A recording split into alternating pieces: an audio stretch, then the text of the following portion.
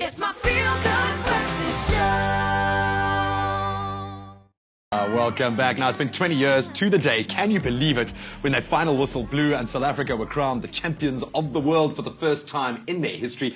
Joining us to help remember that auspicious occasion is Stormers front rower Stephen Kitshoff, who I think at that stage was trying to remember his first words, let alone a game. Of course, you were 3 years old, as you revealed to us at that time. But this kind of set the tone for South African rugby post. I mean, it really was a magical moment. How did you get introduced to this incredible campaign, this incredible moment in South African rugby? Yeah, I mean, as you said, I was way too young to actually remember it happening. But a few years later, I actually watched the replay. My dad recorded for me, and getting into rugby at school. Always remembering the greats from rugby like Kobus Wiese and Justin Westhuizen, and getting into rugby in that way. I think this is where we learned the power of how of sports people, of sports brands and personalities. I went to the same school as James Small, Greenside, and I remember at that time just losing my mind. We all ran out after the match onto the streets. Police were pulling over. It was the first time that I had seen South Africa come together. Do you feel that now? We've had Newlands packed a couple of times this season. Do you feel that here's now when you play as a South African player? Yeah, especially at Newlands. I mean, running out 45,000 people, it's incredible. And look at him run out, screaming and shouting, and you get goosebumps as you start playing and as the kickoff's about to go. How badly does that fire burn in you to put that Springbok jersey on? How much do you allow yourself to think about that and kind of stop thinking about what's right in front of you? Yeah. No, it's been my biggest dream since I was a little kid, and playing for the Boks one day is definitely a milestone for me to definitely achieve one day. Do you get a roadmap to the guys once you start knocking on that door and you've proven your international credentials now? You must feel like you've done enough this season to certainly put your hand up. Does Heineke chat to you guys? Do you get given a roadmap of what you need to do to get into that side? Yeah, we get like some goals we have to achieve during the year, and certain like attacking plays, and if you defend, a good tackler.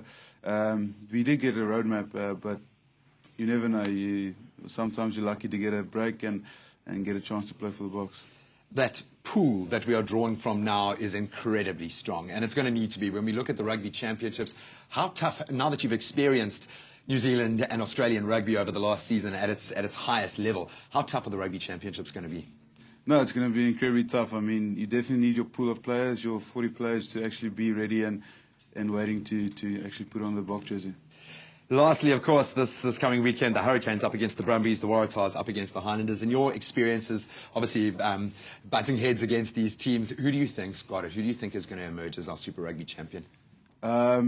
From playing previous games, I think the Hurricanes is definitely my #1 team to take the Super Rugby this year. Well, what is it about their game this year that has set them apart? They just have an unbelievable attacking game, and they just don't cough off the ball, and they just score the incredible tries.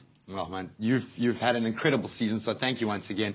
I think you've made Cape Town, I think you've made the whole of South Africa really proud with the improvements in your own game, especially coming back from the kind of injury that you had. So all the best of luck, my friend. We look forward to seeing you in the green and gold soon again. Thank you very much. All right. So just because Stephen hasn't experienced it firsthand, we thought we'd give him a little bit of a throwback. I know it's not Thursday, but here is that moment when we took the Rugby World Cup in 1995. Stransky back in the pocket, has the chance to drop the goal. Back it comes to Stransky, up goes the kick, up goes the walls. Stransky has kept his head, and with 2 minutes gone in the second period of extra time, South Africa's dream is alive once more. And it's absolutely unbelievable. The crowd has gone mad. Joel Stransky, beautiful scrum ball. No doubt what he was going to do. And he struck it straight between the uprights.